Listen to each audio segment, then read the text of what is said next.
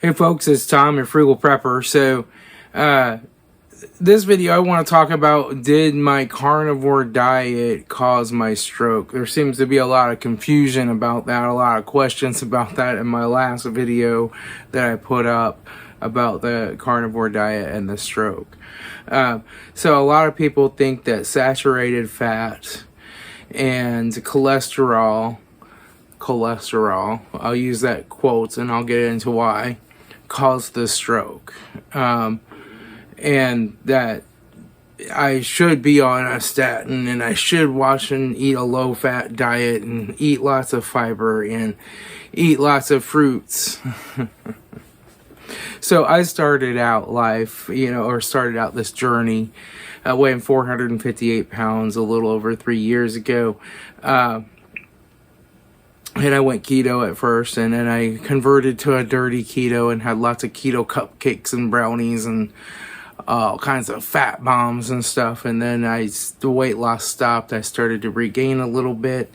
And then I went carnivore for about 8 months. And now I'm mostly carnivore, but I have some veggies now and then. Most of my veggies, I boil the heck out of them till they're mush, because that's the way you get rid of the toxins and get some bioavailable nutrients out of them. That's why your grandmother always boiled her veggies till they were mush. That's passed down from generations because we know that makes them less toxic. So eating raw vegetables, they're full of oxalates and all kinds of anti-nutrients, and they're very bad for you. The exception to the raw vegetables is every 2 or 3 days I have a salad right now.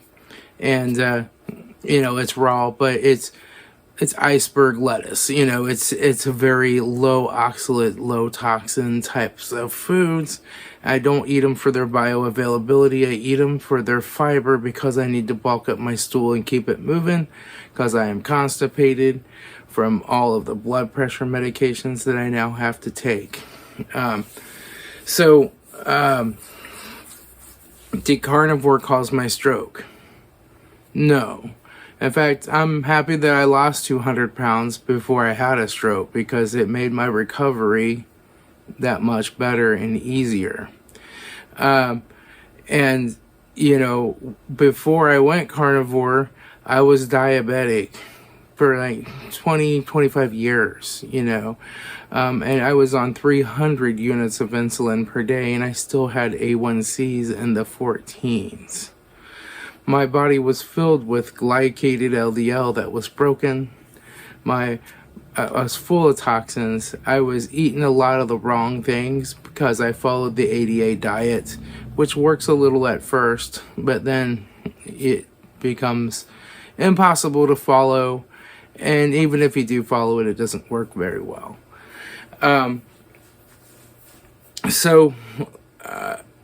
As far as eating saturated fat and cholesterol, well, we know from 2012 the ADA recommends that cholesterol is no longer a nutrient of concern for overconsumption, right? This is because of all the studies that were done where they determined that there was no difference between somebody who eats a lot of cholesterol and doesn't eat a lot of cholesterol. It made no difference in their serum or their blood levels of cholesterol. Cholesterol is not LDL, it's not HDL, it's not triglycerides, right? That's the important thing to remember, is that those things are not cholesterol. Every cell in your body makes cholesterol, and 99% of the cells in your body use cholesterol to be made as their base molecule. All of your hormones, every hormone that your body makes, and there's hundreds of them, are all made from a base molecule of cholesterol. So cholesterol is very important. If LDL was so bad for you, then why does your body make it? I mean, over millions and millions of years, or thousands and thousands of years, whether you believe in evolution or creation, for a very long time, we have made LDL. If LDL was bad for us, your body would have quit making it, or God wouldn't have made your body to make it. Okay, so LDL is not cholesterol. LDL is a low-density lipoprotein. We know that there are different types of LDL. There are primarily very large LDL and smaller LDLs. The smaller LDLs are the broken LDLs. The very large LDLs are the really good, healthy LDLs. So your body takes this LDL, the cells in your body make cholesterol or cholesterol you eat. So when you eat more and you digest that, your body just makes less. But you keep the same levels of cholesterol no matter what, generally. So your LDLs dock those cholesterol molecules onto them, right? And they transport them around the body. Cells that need to be made, things that need to be fixed, muscles that need to build. Those all are made from cholesterol. They undock those from the LDL molecule and use them. Then the LDL molecules re-transport through the liver. They get refilled with cholesterol and they transport around.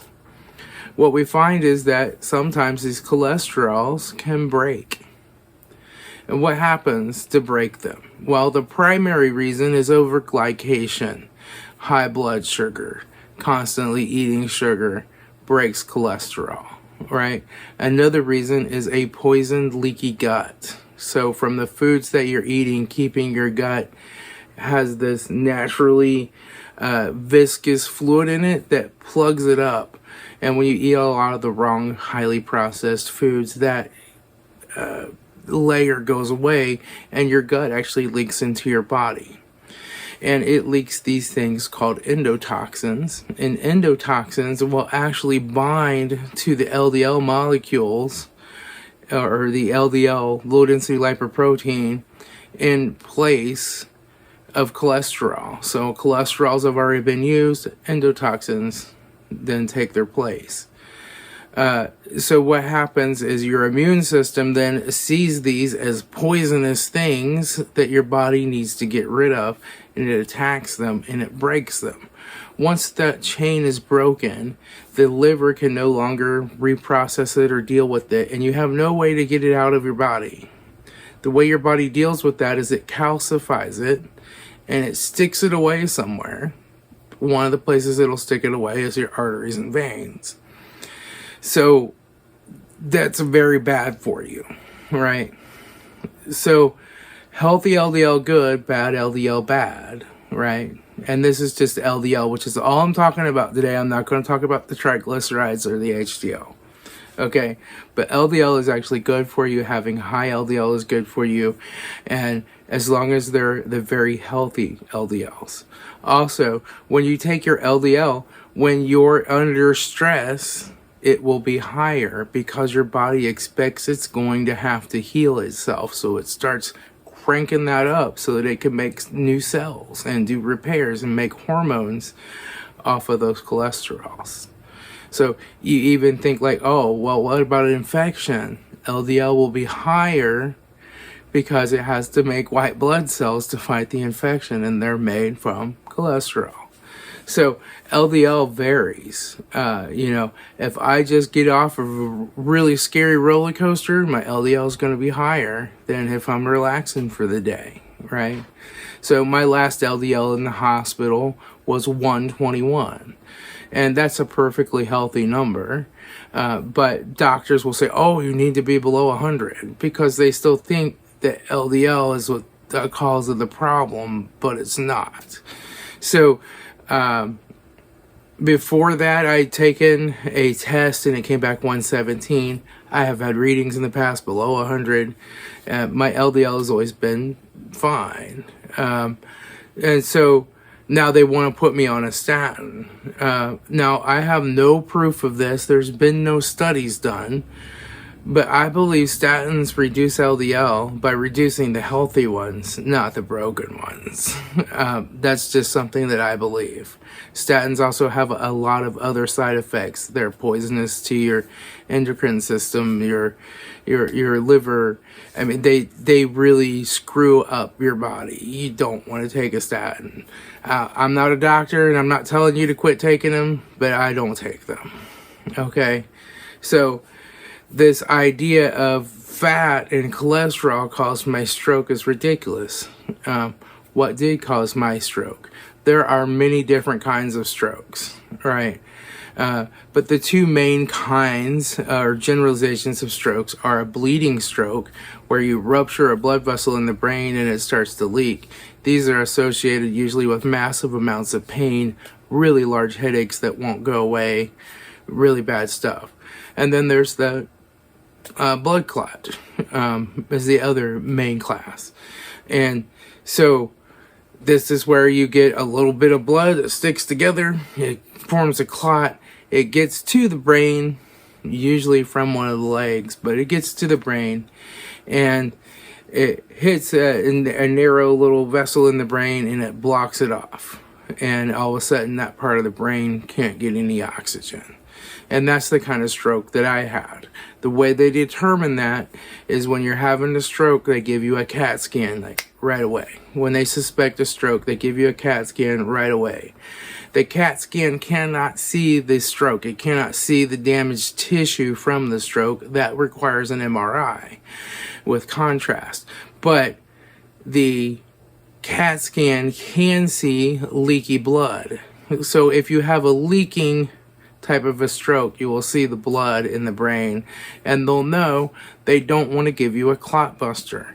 The clot buster thins the blood severely. It reduces its ability to clot, and if you start to bleed internally when you're on a clot buster, you'll bleed to death, right?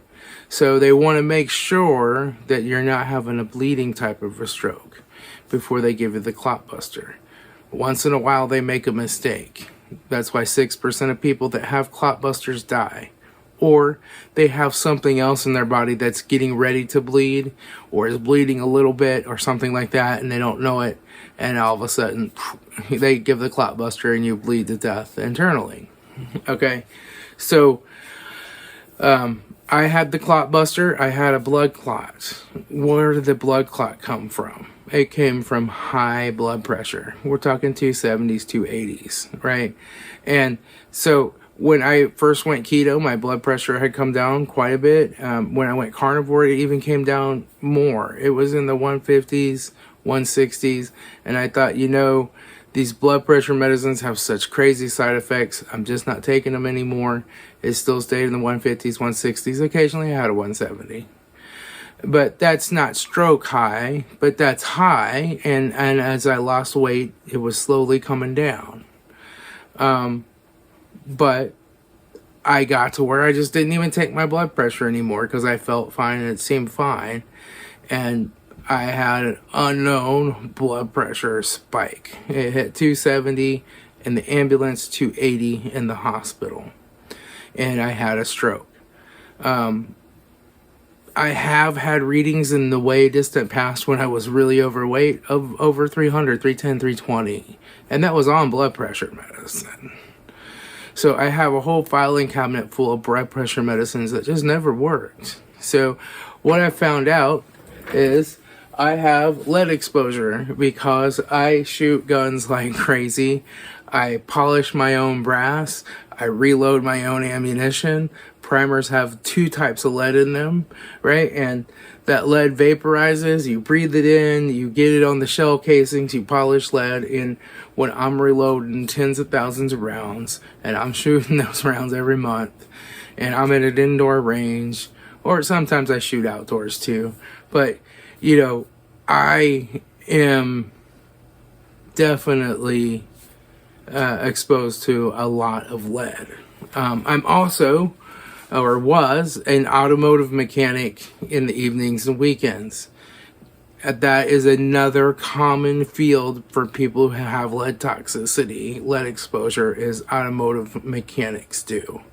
I also love doing electronic repair and electrical diagnosis and repairs on cars. For that, I used a lead-based solder. And a lot of times I just like grabbed the solder tube with one hand and pulled it out. Okay, it's 40% lead. So that, and the vapors off of that I would breathe in would definitely give me lead exposure as well. So lots of lead and lots of exposure to that lead. I've done a video on what I'm doing to reduce my lead exposure. You can see a link to that video up there. But the lead is coming down. How am I getting it down? I'm not doing ketolation therapy.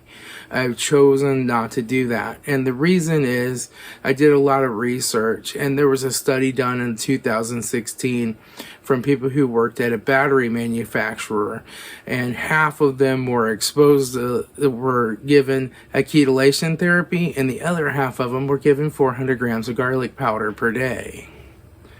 Not only did the 400 grams of garlic powder per day reduce the lead faster, it also decreased the symptoms. So they tell you that once you're reduced to lead and you have reduced brain capacity, which I don't think I've had a problem with, but who knows, right?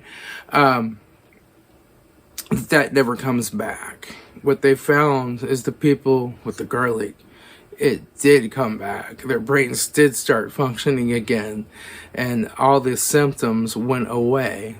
The traditional ketolation therapy, they reduced the lead, but those symptoms did not go away. So I've chosen to do garlic. I'm still waiting on my latest lead test results to see if they've gone down, but once every 1 to 2 months, it should reduce by half, and I should get it below that magic 5 number, and it should even go down farther. And as that's come down, I know it has, my blood pressure has become more manageable. So that's good too. I might always be on some blood pressure medication for the rest of my life. That's fine. It'll keep me from having a stroke. You know, it is what it is. As far as smoking, yes, I smoked. And a lot of people say, well, you're a smoker that had a stroke. There's no big deal there. Over 800,000 Americans, USA citizens, have a stroke every year. Less than 15% of those people are smokers. As far as smoking causing the problems with my blood pressure, trust me, over the years, I've tried everything. I've quit smoking once for 18 months. I quit smoking once for 8 months. Guess what it didn't do? Lower my blood pressure. Now, it has many other health benefits to quit smoking, but I always start it again. I'm not starting again this time. A stroke does that. A stroke makes you double think your decisions. And so, I've tried not eating the salt until my legs quit working and I was falling over and my heart was skipping beats because I had a sodium deficiency. Guess what? It was still high. My blood pressure. I've tried drinking lots of water. I've tried all these natural additives and chemicals that everybody always recommends. It doesn't work. I've just tried everything to get my blood pressure under control, and it's always been a problem. Since I was a teenager, my blood pressure was high. Not as high as it is today, but it was always like, doctor's like, yeah, your blood pressure's a little high, you know, always. Now, I haven't shot guns all that time, but when I started shooting like crazy, man, my blood pressure really became unmanageable. And I just didn't realize that that was one of the potential side effects of lead exposure. A lot of doctors don't realize that either. They don't know enough about lead exposure to know that adult lead exposure causes uncontrollable hypertension. It's something that a viewer made a comment on my video and then somebody else commented about it, and I thought, let me Google that. And I Googled it and I'm like, holy crap. Like, I have a lot of lead in my life. Let me go to my doctor and get a test. And that happened. Is that the only reason I have high blood pressure? No. The main reason is those muscles around my veins and arteries in my heart have become increasingly stiff from working against the blood pressure, and that causes high blood pressure. So I have to get it down for a while and give that, just let it heal. Let it heal, let those muscles become more flexible, and it'll eventually come down. But we're talking about a process of years and years, not months and months, not weeks and weeks, years and years. And so I'm just going to keep it as low as I can. I also do carotid massages, breathing exercises, stuff like that to help with the blood pressure. But that's why I had the stroke, was from the blood pressure. Has nothing to do with eating a carnivore diet. And by the same, I would say it would have nothing to do with really eating a vegan diet if I was vegan, right? Diet really doesn't have a lot to do with the blood pressure. But it has some to do with it, probably. But no, it's not because I was carnivore that I had a stroke. I just was a carnivore and I had a stroke. At the time, I was a carnivore. Today, I'm getting more and more carnivore. I'm eating less and less salad and less veggies. But today, I'm getting ready to make a spaghetti squash. And I'm going to make some meatballs with half pork and half ground beef. And I'm going to put some Italian seasoning in those. And I'm going to make some Alfredo out of some heavy cream and some Parmesan and some butter. And it's going to be delicious. I'm going to love it. And that's mostly a carnivore meal. It's very heavy in fats and saturated fats and healthy fats. And it's very low in carbohydrates. Spaghetti squash is about 6 grams per cup of spaghetti squash is 6 grams of carbs. So that's very low and very well within my macros. I typically right now try to stay below 35 grams of carbs a day, but sometimes that goes up to 50 and sometimes it's 0. Right? It depends, right? But, around 30, 35 is where I like to stay at for a day. When I claim that I eat this huge breakfast, 8 eggs, a pound of beef, and a pound of bacon, and a pound of ham, or whatever, I eat that much, right? Guess what? That was the only thing I ate that entire day. I didn't eat again till the next afternoon. So, there's that. I'm not eating that much 4 or 5 times a day. I'm eating that much once a day. Some days, I just do smaller meals too. I have a couple eggs and a few pieces of bacon, and I'm fine for a while, and I eat a second time that day, or maybe 3 times in a day, but usually just twice. But other days, I like to have one big meal, and then I'm just not hungry again for a while. This morning, I had 8 eggs with ham and a little cheese, right? And I'm not hungry. I won't even be hungry till later today if I am hungry. If I'm not hungry, I'll make my spaghetti squash tomorrow. It's no big deal. So that's how I do things. It's how I am. As far as, a lot of people are like, well, you're not carnivore, and you said you're carnivore, but you're really technically ketovore because you still have some vegetables. There are people who look at the carnivore diet in very different ways. There are people who are strict lion dieters, people who include just the meat, people who include cheese, cream, and butter, people who don't. There are people who include some vegetables. There are people who say as long as you eat 75% meat, you're carnivore.